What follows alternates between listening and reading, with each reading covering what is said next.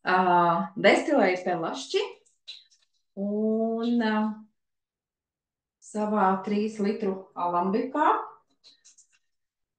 Jā, un parādīšu tūlīt hidrolātu. Tūlīt parādīšu. Nu, pilnīgi zils, jā, pilnīgi zils, lūdzu.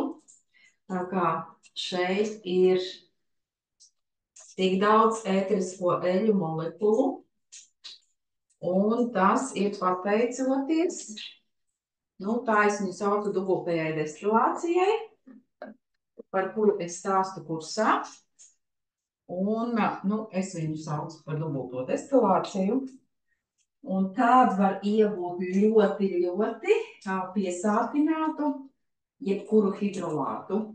Jebkuru tā nevar sagatavot, tas ir īpašiem augiem, un tad es arī par to stāstu savā hidrolātu kursā. Ja tevi tas interesē, noteikti aicinu pievienoties un uzzināt vairāk, un uzzināt ļoti daudz interesantu, precīzu, profesionālu un noderīgu informāciju.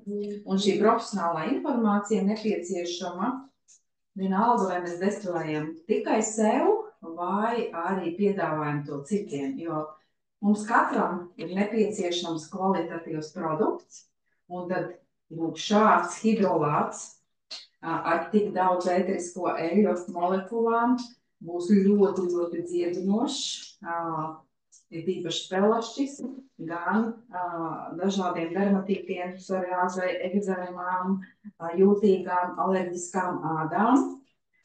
Un jāprot tikai izmantot.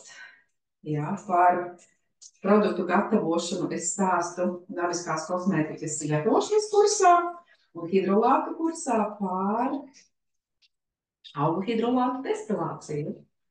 Lai prieks gatavot!